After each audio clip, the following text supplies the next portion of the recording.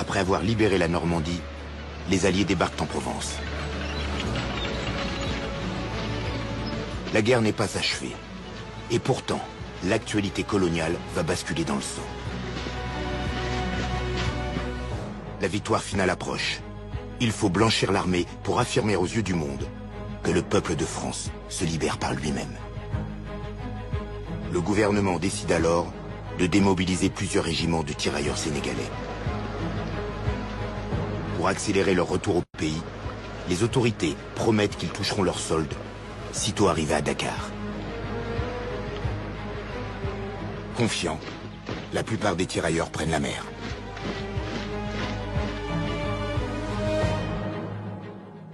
Mon père s'appelait Antoine-Jean Abibou. Et il a été enrôlé dans les tirailleurs sénégalais. Ils débarquent à Dakar.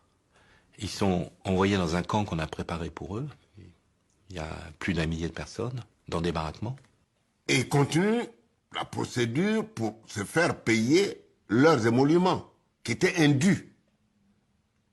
Et à force d'insister, un jour, le commandant du camp de Thiaroye leur donne rendez-vous sur la place des armes à Thiaroye. 1er décembre 1944, ils sont réveillés au clairon. On leur demande de se rassembler sur l'esplanade. Et ils s'aperçoivent qu'aux alentours du camp, le camp est complètement encerclé par toute une série de régiments divers et variés. Pour mater les tirailleurs, les officiers ordonnent de tirer. Les mitrailleuses crépitent. Les corps s'effondrent.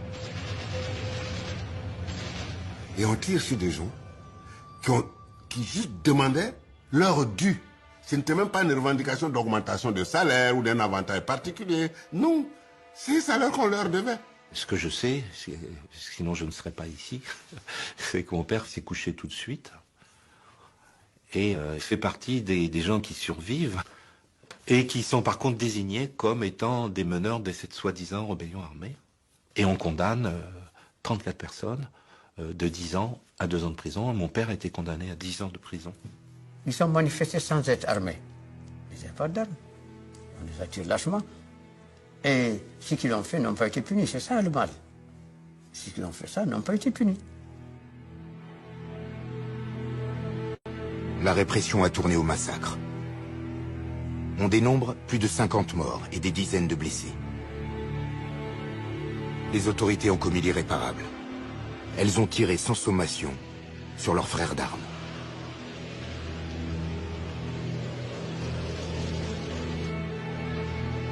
Aucune image ne témoigne de ce crime.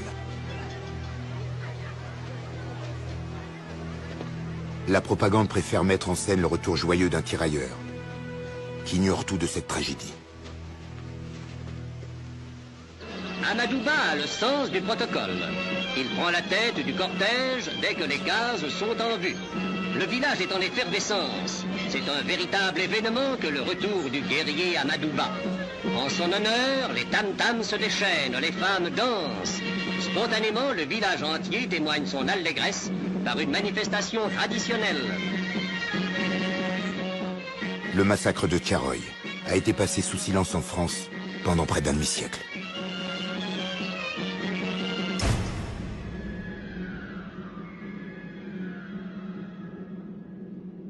Il n'y a aucune mémoire de ça et c'est terrible.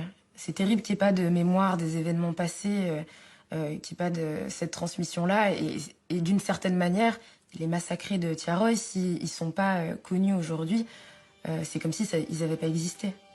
C'est quand même assez grave que l'armée française ait commis ce genre de choses, parce que ça prouve en fait que cet idéal de on libère les gens, on fait les choses parce que on veut rendre le monde meilleur et parce que on a une idéologie positive et noble derrière nous, ça prouve qu'en fait c'est pas le cas, puisque à la moindre contestation, on tue les gens.